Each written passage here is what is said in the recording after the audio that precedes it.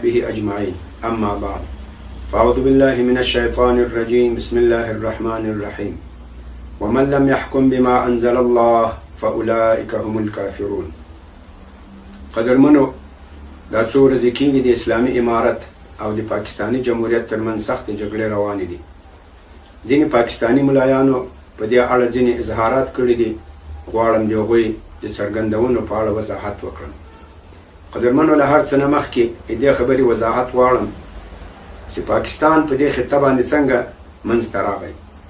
قدرمنو، له 1526 میلادي نه شروع تر 1850 تقریبا 300 کاله په دې بر صغیر ټوله خطه باندې د مغولو اسلامي سلطنت دا قائم و. په 18مه پیړۍ کې دغه اسلامي ریاست څه کمزورتیا ورسره مخ شو.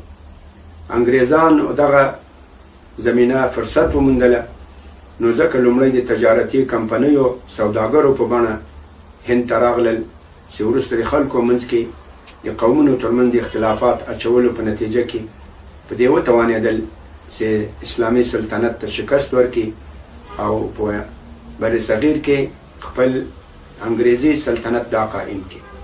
بیا تقریبا 90 کاله دا بر صغیر ټول د انګریزانو تر مستقیم استعمار لاندې و.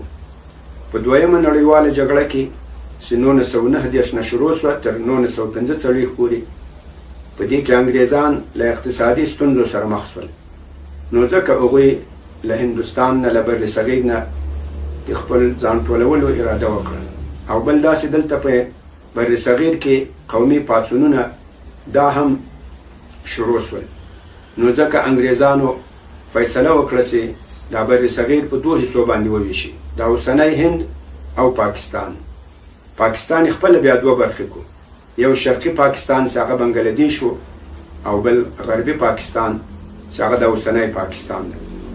د دې غوښتونکی یا بنسټګر هغه محمد علي جناح د دغه پاکستان د نظریه. محمد علي جناح د مذهب په اړه ویل کېږي چې دا سني و، ځینې وایي چې نه دا شیعه و، ځینې لا وایي چې دا په شیعو کې اسماعیلیه و. اسماعیلیه هغه اهل تشیع دي چې خپل اهل تشیع هم دی کافر بولي. د جناح د حج او د عمرې د سفر په اړه باندې څه تاریخي شواهد نشته. سره له دې چې انګلستان ته 4 وارې سلوي سفرونه کړي، خو د حج او د عمرې له سفر نه محروم ده.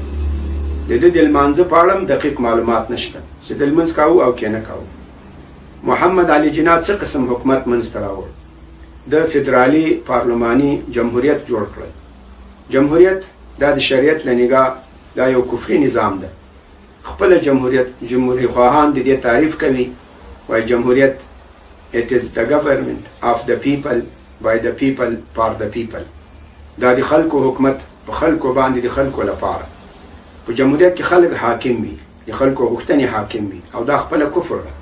الله فرمایي ومن لم يحكم بما انزل الله فاولئك هم الكافرون.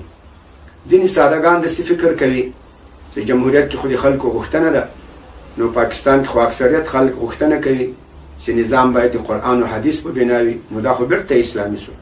قدرمنو، همدغه خبر خپله کفر ده، ځکه خو خلکو غوښتنه وکړه چې قرآن او حدیث به حاکم وي. قرآن او حدیث خو حاکم نه سو، د خلکو غوښتنه حاکمه سوه. که دا د خلکو غوښتنه بدله سوه چې قرآن او حدیث به حاکم نه وي، بیا به قرآن او حدیث حاکم نه وي، ځکه خلکو غوښتنه بدله سوه. په دې د دې نه دوکه کېږي چې دلته اکثر خلک دا غوښتنه لري، نو خو د خلکو غوښتنه ته حاکمه وبلله. قرآن او حدیث خو ته حاکم ونه بلل، هغه دې محکوم کړ.